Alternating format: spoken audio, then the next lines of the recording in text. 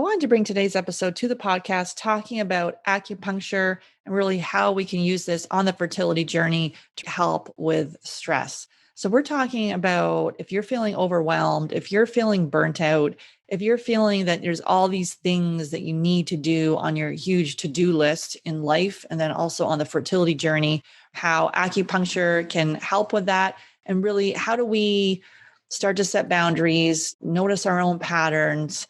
And if we've been told something about our diagnosis that we're running out of time, our fertility is about to fall off a cliff at a certain age, how do we look at this differently and get back to trusting our body? I would like to invite you and your partner to a Supercharge Your Fertility Discovery Call. This call is for you if you meet at least one of the following criteria. You've been trying to get pregnant for at least 2 years. You've been through at least one failed IUI or IVF. This call is for action takers. If you're not ready and you wait, the risk is you'll need to wait 2 to 3 months for a spot to open up. If you're seriously considering work with us, go to fabfertile.com. That's fabfertile.com and click on Apply Here. That's Fabfertile, fabfertile.com, and click on Apply Here. Then you'll be booked in and ready to spend 30 minutes to give you the action plan to getting pregnant naturally. There's a lot of information about which supplements are right for fertility. And like most couples I speak with, you are probably taking a lot of supplements. But are these supplements optimizing or harming your fertility? That's why we recommend professional grade supplements without harmful dyes, fillers, or top allergens so that you can prepare your body in the best way for pregnancy. And as you may know, we take a functional approach to fertility. And while supplements are included in your customized protocols, which are based on testing, they are only part of the equation because there's no pill you can take that will out-supplement the basics, such as poor diet, dysregulated sleep, either moving too much or not enough, and not dealing with chronic stress. So we do recommend basic supplements for both men and women. And these are essential starters that you need to have right now to optimize your preconception health. And I'm excited to offer you a special discount at our Fab Fertile store. You'll receive 15% discount on our professional grade supplements. So simply go to Fab Fertile Store. That's fabfertilestore.com to access the basic supplements so that you can prepare your body for pregnancy success without wasting time and money on supplements that may not be right for you. Go to Fab Fertile Store. That's fabfertilestore.com and save 15% on your order. Hey there. Thanks so much for listening to the Get Pregnant Naturally podcast. And I've got a favor to ask you. If you are enjoying learning about the functional approach to fertility, consider going to iTunes and rating and reviewing the podcast. This is how it helps the show reach more people that are struggling with infertility, knowing that there's another approach that really can get to the bottom of why it's not working in the first place. So all you need to do is, if you're on the app or the desktop, just go in and consider leaving a 5-star rating and leave a review. And there is step-by-step instructions in the show notes showing you exactly how to do that. So if you can just take a few minutes right now, you can pause this recording, come back, leave the review. It would really mean the world to me and help others that are on the fertility journey as well. I didn't need to go to donor eggs. Obviously, I don't regret it. I have beautiful children. I could have done things differently, restored. I was still cycling back in my 20s. I could have looked at my health, the environmental toxins, the stress I was under. Many women are being told their eggs are too old. That's often merely an assumption that's not based on actual evidence. The reason being that there is no direct test of egg quality. You can't test egg quality. It's the man who's got a food sensitivity or he has a zinc deficiency. Like, there can be a root cause to these symptoms that are, quote unquote, period problems, that the doctor will pass you a pill without any question of why. And some part of you knows that if you can reframe your journey from not one of struggle, or if it is struggle, learn how to embrace the struggle. Learn how to embrace it. Most conditions in the child occur during the 9 months of development. It's the genetic switches are turned on or turned off, and they're pre-programmed. So you are in such a powerful, amazing position to do amazing things for your kids. Why is IVF the first step? Because we believe it should be the last step. Welcome to Get Pregnant Naturally, where functional medicine and natural fertility solutions will help you get pregnant and have your baby. Hey there, I'm Sarah Clark, founder of Fab Fertile and your host. I believe the functional approach is the first step for anyone struggling with infertility, and my aim is to help you get pregnant naturally. Today, I'm welcoming Tsao-Lin to the podcast, and we're digging into how acupuncture can help improve fertility and help you deal with stress. Tsao-Lin has over 19 years of experience as an expert in alternative and Chinese medicine. She's the founder of Integrative Healing Arts, which uses Chinese medicine, acupuncture, herbal medicine, and energy healing to treat patients. It is her integrative approach using the ancient Eastern philosophy and healing methods while supporting Western scientific paradigms of health. This is a powerful combination that helps patients learn how to heal so they can take charge of their health destiny. She is the author of the best-selling book, Will I Ever Get Pregnant? The Smart Woman's Guide to Get Pregnant Naturally Over 40. Using her expertise in fertility, she helps women heal underlying health issues and improve their fertility so they can get pregnant naturally using her signature fertility acupuncture protocols and Chinese medicine. Thanks so much for listening. I'm so thankful that you're here. Make sure you hit subscribe. And if you know someone else who is on the fertility journey, please share this podcast with them. Hey, Cho, excited to have you on the podcast. I'm excited to be here, Sarah. Thank you so much. Yeah, awesome. So if you could share with us really how you came to do this work. I think you have quite a journey and a story. Oh, wow. Okay. So in particular with fertility, in Chinese medicine, you become expert by the people who come to you. You know, that is where you gain your experience. And for me, as I have in my book, like what really led me more to fertility is I had this woman and she had like one tube left and she was going to be doing an IVF. And I realized how like she was terrified of needles, but she was there, even shaking on the table, doing whatever she could to improve her fertility.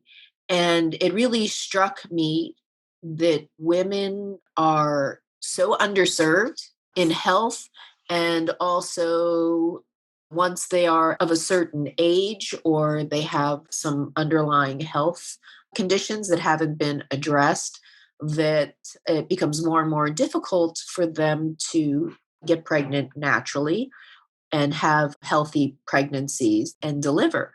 Back in 2002, there was a study that came out in Germany, which is why women started to come.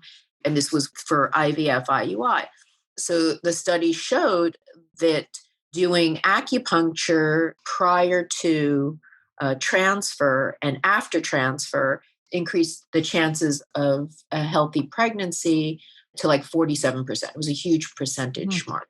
And the study was a good study because it was really women, and they were in their 40, that age group or later.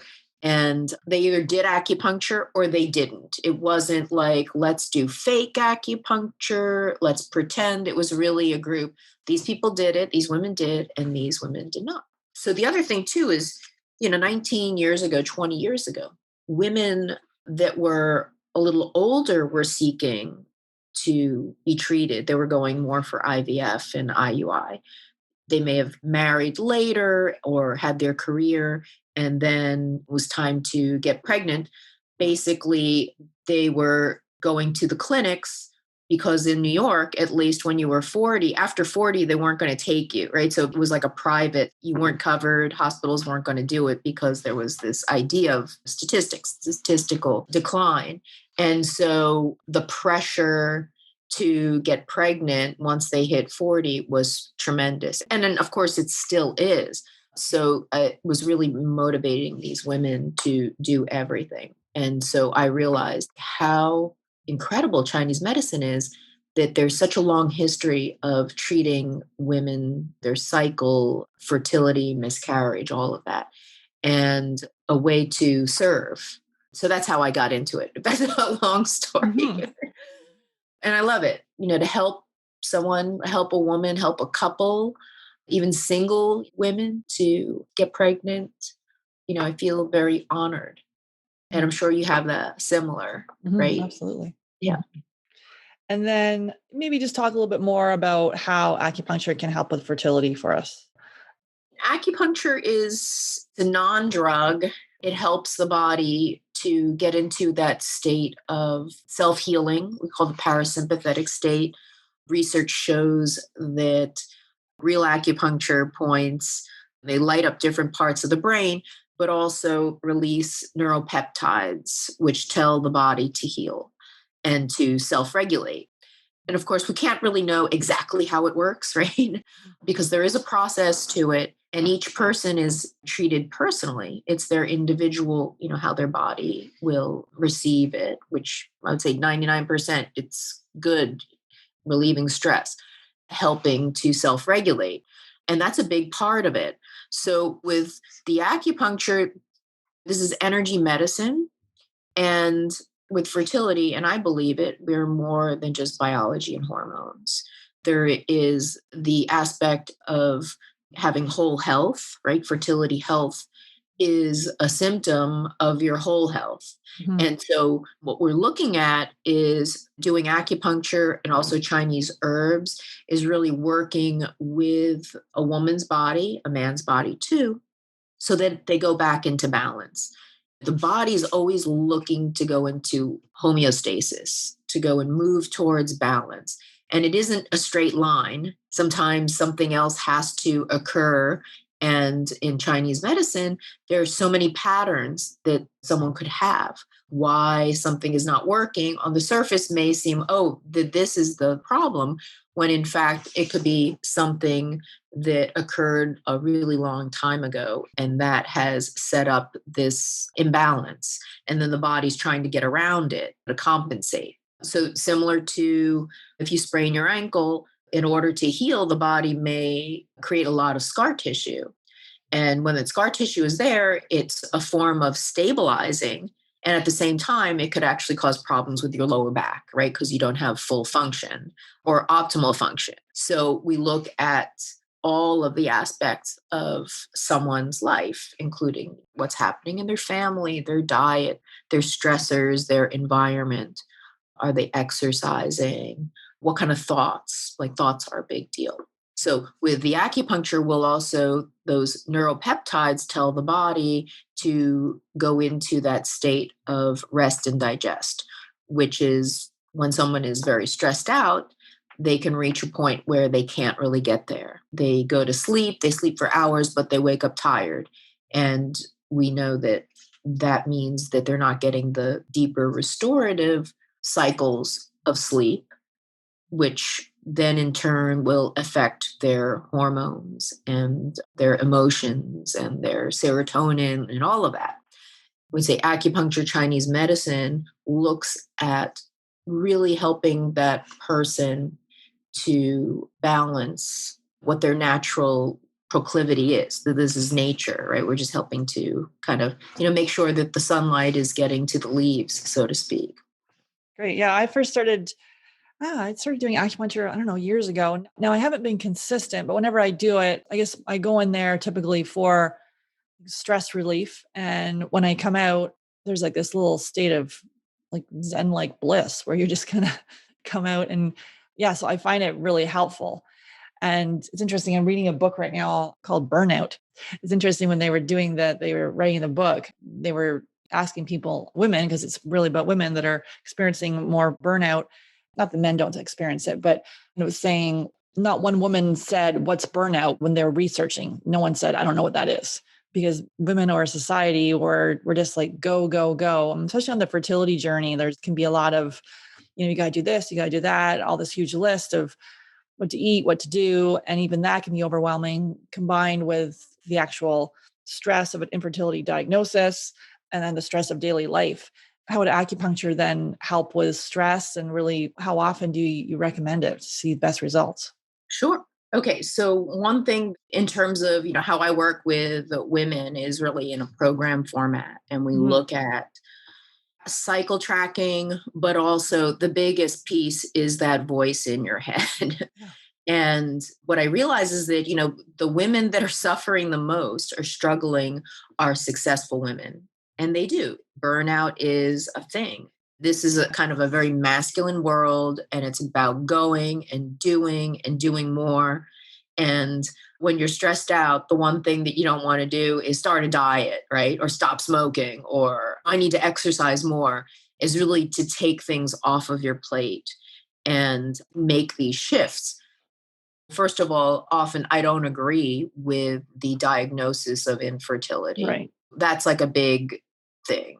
I find that that is really traumatizing and plays into these underlying societal beliefs of maybe not good enough, you're not pretty enough, you're not tall enough, you're not skinny, like all of that, which is pressure on women. And then you see women after they have a child, they're like, they need to be the perfect mom. They're breastfeeding till 5 years old or making organic baby food or like the society. And you start to look at the marketing, actually puts a lot of ideas into women's minds about that they're not good enough, that this is a problem. The first thing is to look at that it's not true, right? Again, chronological and biological age are not the same. Fertility is not only biology and hormones, there's more to it. And much of it is taking charge of your body. It is your body. You need to make that connection, that mind body connection. So that's a big thing with acupuncture and Chinese medicine. I say acupuncture and Chinese medicine because acupuncture is one of the tools of creating that mind body connection so that you become self aware. Someone can say, oh, fertility diet. Well, for who? All women are not the same. They're not. And chasing a kind of a fertility perfection, going after the job, the perfect grade, the Ivy League college, the perfect body, you cannot use the same approach when you want to have a baby. You have to kind of let go of certain ideas. Not to say not to do something, but it's that kind of driving, I need to get it, causes a lot of adrenaline and the anguish and the anxiety of like, what if it won't happen, right? There's like all of that feeling, and that goes against having life, having a baby, like your body. You're basically creating a stress factor there. And because the feelings that it's not in your control and all the messages of you're not good enough and it's out of your control and you have to go to an expert for someone to explain your own body parts, for someone who is highly successful, it is something that really creates even more stress and anxiety because it has nothing to do with intelligence and academics. This is about that mind-body connection and including what are your thoughts, what is in your head, and then connecting that to doing things to recognize what puts you into that state of stress and really recognizing what is stress. So a lot of women go, I'm not stressed. Mm-hmm. It's like, but your hair is falling out, you're breaking out in a rash, your digestion is off. Of course, your body's responding.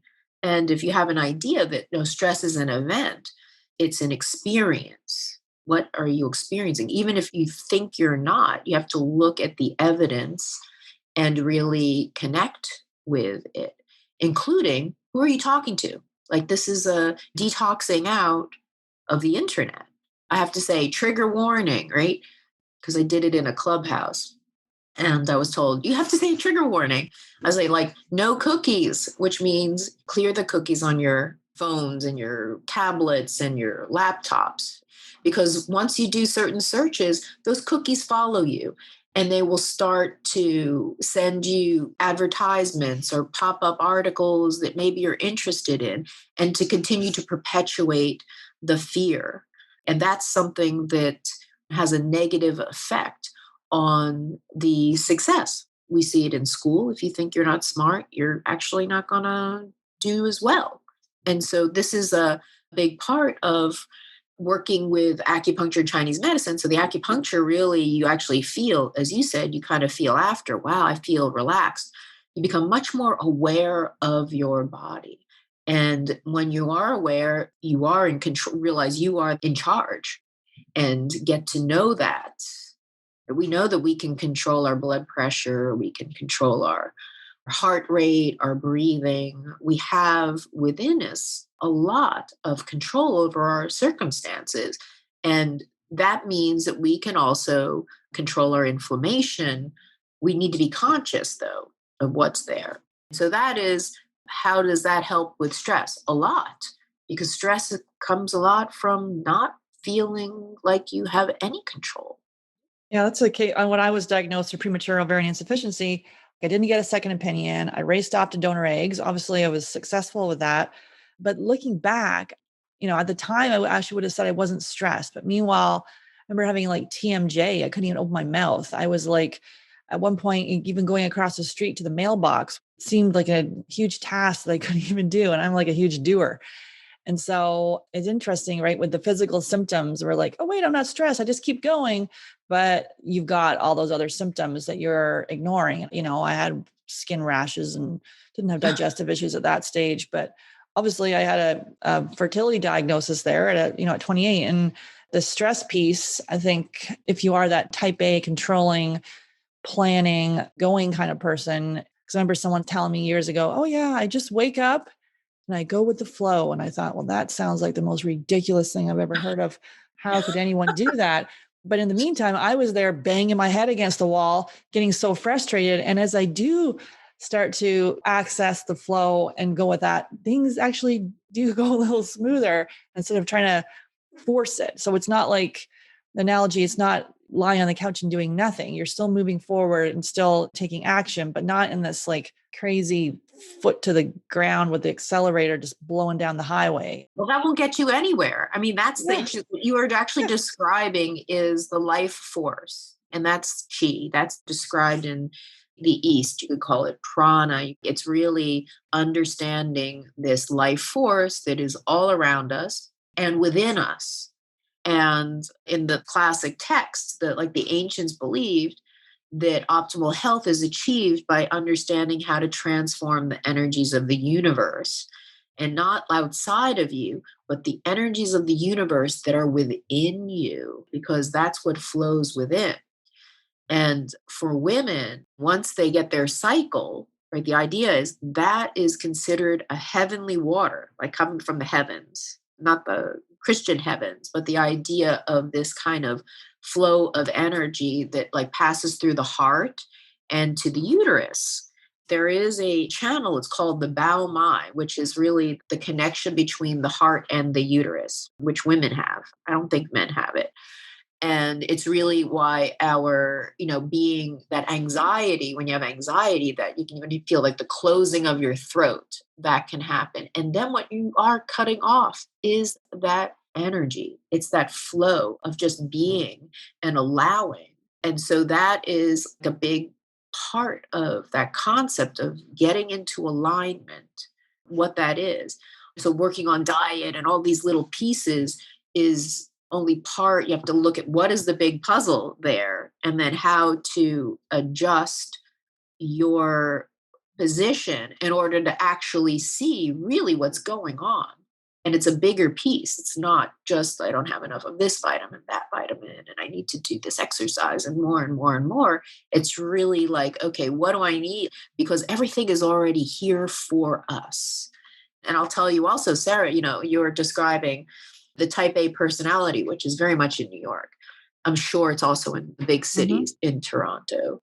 And people that end up having conditions that are kind of autoimmune, which means they're worse with stress, they get triggered, are that type A personality, because their way of going and doing something is to power through it, is to just get up, do it, use their adrenaline.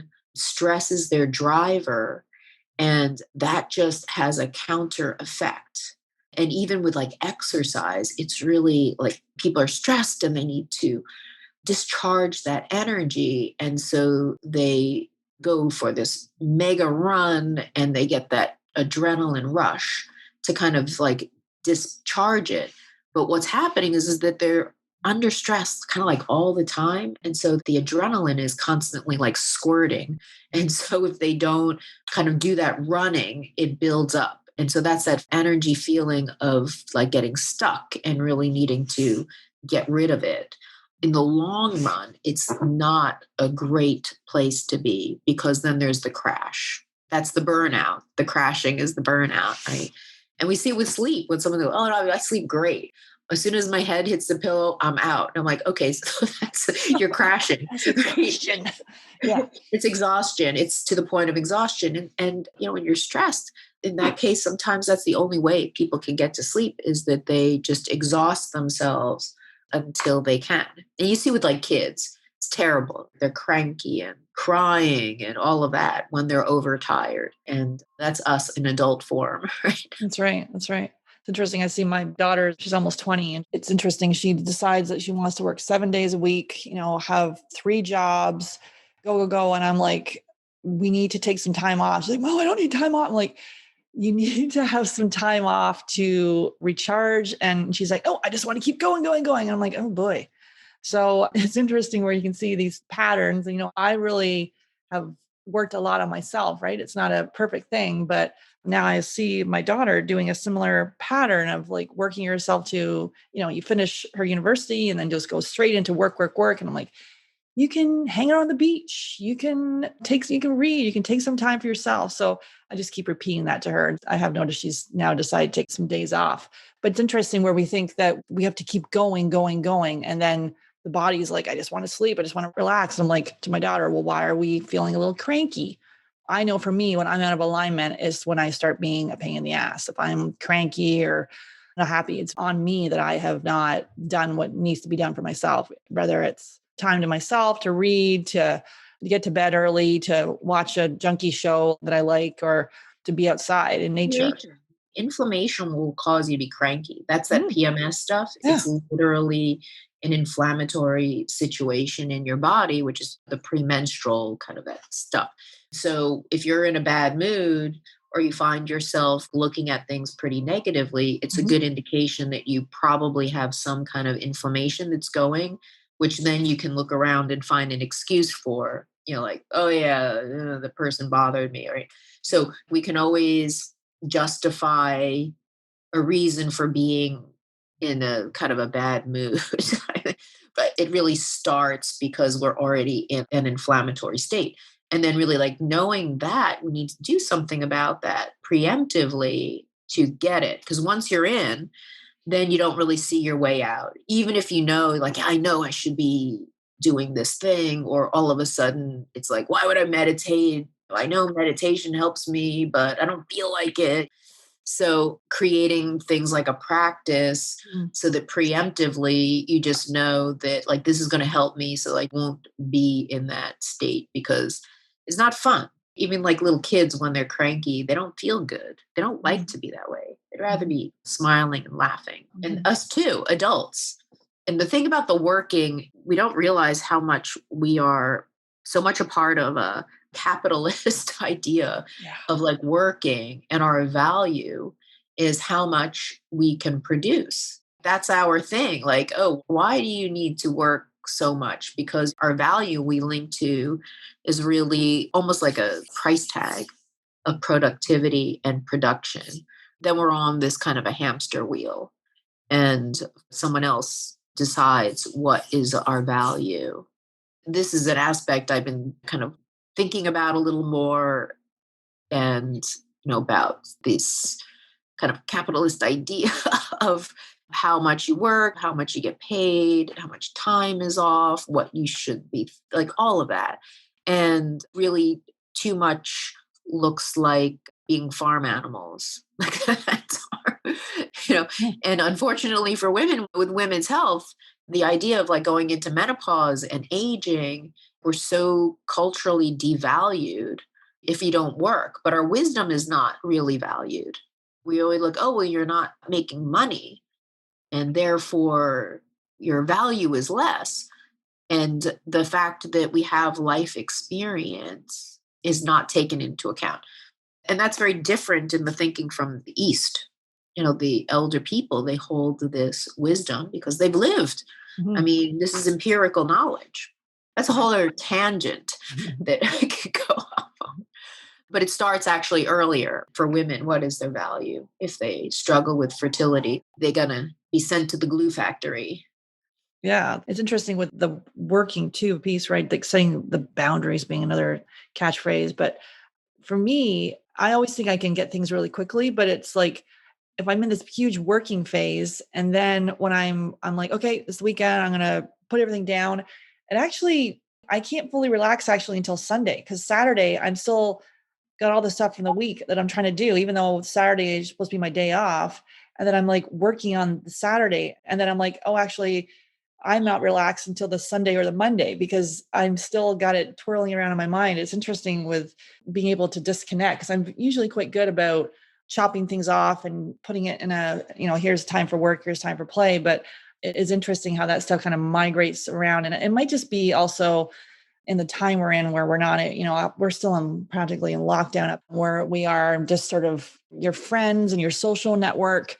I see obviously a lot of people on Zoom, but it's still not the same as like, oh, wait, I've got to go out tonight to see my friend and go for a walk. And I couldn't really do that because a lot of my friends didn't want to walk with me. So it is interesting how the social connection piece, when you don't have that, to me, it does take work to foster it and to make sure that you include that as part of your life, because it could go for months without even talking to anybody. So I always make sure that I keep those connections going. Friendships, I've got a group of like 8 to 10 women that I've been friends with since I was 12. And we regularly get together. But during this time, it's been a little longer. And I'm like, oh, you miss that laughter and those kind of things. That's part of helping with your self-care and your lifestyle. Absolutely. I mean, on the one hand, the things that are online connect you. And on the other hand, the whole world can come in as well. So before you know it, you've got these invaders or ideas and things that may not be so healthy. So those boundaries, really important to be clear about. And that's, again, yourself. Like when we look at the statistics, oftentimes someone said, look, well, what are my chances of getting pregnant? And I'm like, your chances are as good as anybody's. Those statistics are other people's, and they're taken at a particular time. And it's not therefore evidence that that's your path. We're so kind of scientifically, statistically minded and very reductive that it's all too easy for women to fall into this trap of like, oh, but I'm 35 and now my fertility is going to fall off a cliff. Mm-hmm. Yeah, scare tactics, right? When you get those diagnoses, and then it's like that diagnosis kind of embeds in our subconscious, and we're like, it'll never work. Well, if we go out to the analogy of we know our body best, you get back to your intuition, to the trust, because that other piece is just perpetuates a huge amount of fear and like the panic and the impatience and holy crap, I better run to whatever treatment I need to do without addressing the root cause. Yeah. To fix it in a way. And so a diagnosis is really a label of a series of symptoms. They're all kind of bundled together. So it's not a death sentence. It's like a whole series of things. So you're like, okay, so that puts me into this category because I have all of these things, but it's not necessarily the same as everybody else. You have to kind of look at it from a big picture. Like you have choices that you can make. You also have your history, some of the genetics. There's another thing too, is this, when you've been around for a while, and I know you have a child that is college age, like I do, then you've kind of been on the fertility scene for some time and witnessed not only that fertility stuff, but all like the health things that like vitamin E for everyone and this and that. And there's always like the next thing, the ICSI, the egg freezing, the genetic testing. And you start to see that there are these trends. And what I've seen, and I don't know if you've seen it, is that younger and younger women are kind of getting the same talk about, oh, your fertility, your numbers are down. And, the same talk that, let's say, 18, 19 years ago, that the women that would come in my office that were like 39 and 40, they're getting the same kind of fear talk. Oh, well, if you want to have a family, if you want this, then you need to do that.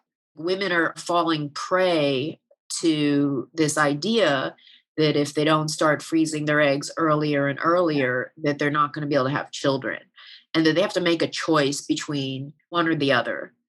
Last, I guess it was Sunday, I was on Clubhouse, and this woman she was 25 and she said, oh, or when she was 18, she went and they found out she had polycystic ovary syndrome. And they said like, oh, you need to go to a fertility clinic right away. Oh dear. And I was, did you say, oh dear? Oh dear. Yeah. Oh dear. I was like, whoa, that is so wrong to do that. And another woman was saying, she was 25 and she was told, oh, you've got polycystic ovary syndrome. And this is actually the PCOS cocoon on Clubhouse, that group. And the first thing she said that she's like, maybe I shouldn't have pursued my career. I put my career first instead of this. I was like, okay, I have to say something about this, because that's the first thing that women, they blame themselves for something that is not true. Then when you go into the medical system, they also are blaming you. Like they're inferring like, oh, you're something wrong. Waited too long. Yeah. Or you waited too long, or you should have done, it's too late for you. Oh, but I have the solution, or something like that.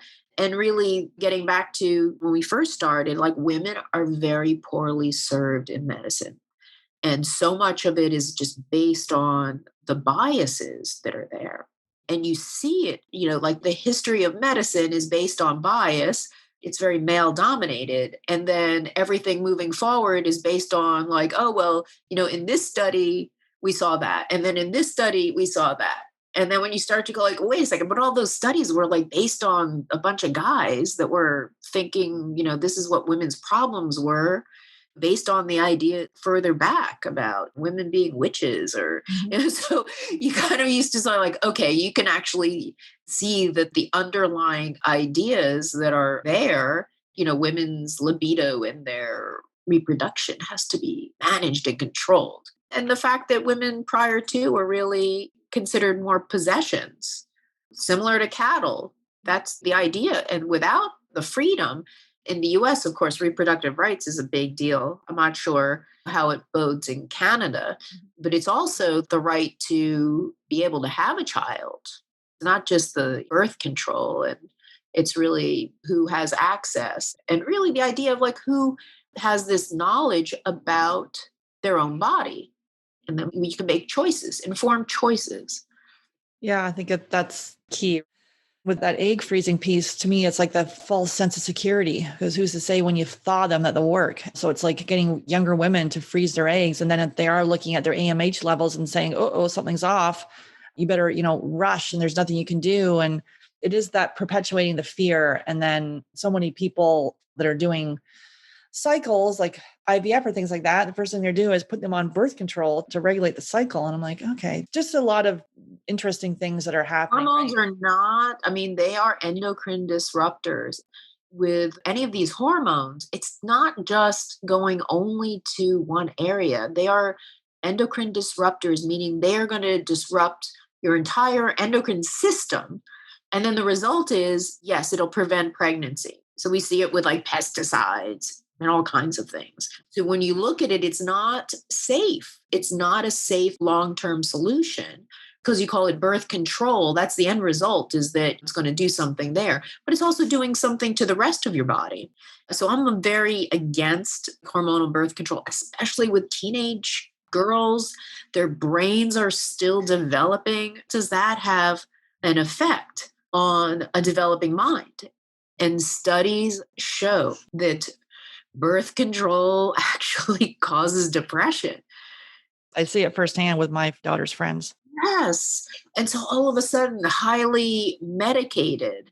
And so you look at this again and then of course with birth control can lower the libido, which is this idea of like, okay, women's sexuality is in there too, but birth control does not prevent from getting a sexually transmitted disease, right? So it's also this false sense of, like the worst thing, getting pregnant. There are these things that you can get that will affect your fertility, like pelvic inflammatory diseases and stuff. So when you look at women's reproductive health and you start to look at the bias, kind of getting back to it, like, why is this something that females should sign up for? it's really disconnecting from your body even more and more.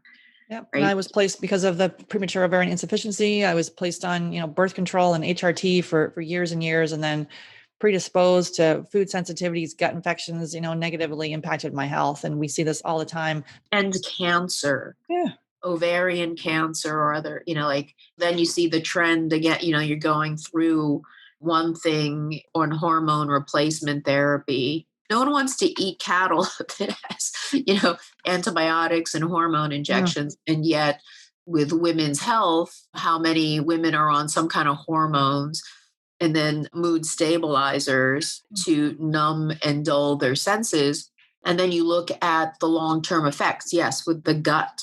And then later on, looking at going through menopause or, as your hormones are shifting out, then there's a higher incidence of developing cancer, which then that's a whole other funnel for going through these treatments, which are things that could be prevented. There's a lot in health that can be prevented. And then as far as acupuncture, any final thoughts you wanted to share with us regarding Absolutely. Absolutely. Not just acupuncture, but Chinese medicine is to really, and I know some of the questions will be like, what's the frequency? Well, when I work with someone, I'm looking at least once a week. We're looking at like 3 to 6 months. And this is to help rebalance the system and to also do a lot of other things, focusing on the whole health as the picture. Because if that's not in order, then what'll happen is that the fertility piece is not going to happen. And stress plays a huge role, right? We look at like animals in captivity are really stressed out and they cannot reproduce. And so we're also looking at, to look at women's health or women's state. If women are stressed, it is difficult, and we see the evidence of it. We see that around the world, the more and more struggles with fertility. But we also have to look at who's determining if 1 year you're trying, that's 12 times, right? And if you don't get it right within 12 possible times, then there's something wrong with you. And then we have to look at what about the male factor? If women are having problems, then men for sure are having problems. And it can't be only the woman's responsibility. And that's like another idea, like, oh, it's a woman's fault about it. So my thoughts are seek out somebody to help doing acupuncture, Chinese medicine, because it's also about like food and mindfulness, environmental exercise, like all of those things to fit in a way that will help to balance your life and help overall health and wellness and connect to that higher energy to be in alignment. And that will make it so that the possibility to conceive is much greater. I love that. And so where can the listeners connect with you, Jill? Oh, definitely on Instagram. It'll be under my name, Tsao-Lin Moy. I guess you could spell it for them. I also have a website, which is www.integrativehealingarts.com, and on Clubhouse as well. Awesome. Well, thanks again, Cho, for coming on, sharing your words of wisdom on this topic and really helping us kind of see the connections and how we can then make changes in our lives. And there's a systemic thing going on here, but we can start to question things and trusting ourselves. Absolutely. Absolutely. And I hope like this conversation as just one woman that it'll help, then, that would be great. Awesome. Thanks again, Cho. I would like to invite you and your partner to a Supercharge Your Fertility Discovery Call. This call is for you if you meet at least one of the following criteria.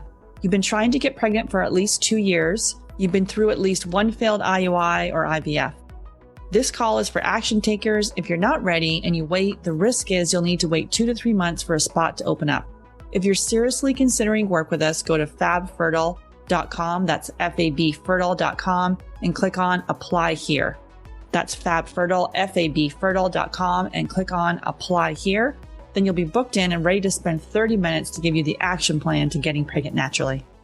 You may be taking supplements that instead of optimizing your fertility, may be harming it. That's why we recommend professional grade supplements without harmful dyes, fillers, or top allergens. Simply go to Fab Fertile Store, that's Fab Fertile Store, fabfertilemethod.com to receive a 15% discount on our basic supplement recommendations for preconception health. That's fabfertilestore.com. The Get Pregnant Naturally podcast, including show notes and links, provides information with respect to healthy living, nutrition, lab testing, and is intended for informational purposes only. The information provided is not a substitute for medical advice, diagnosis, or treatment, nor is it to be construed as such. We cannot guarantee that the information provided on the Get Pregnant Naturally podcast reflects the most up-to-date medical research. Information is provided without representation or warranties of any kind. Please consult a qualified physician for medical advice and always seek the advice of a qualified healthcare provider with any questions you may have regarding your health and nutrition program.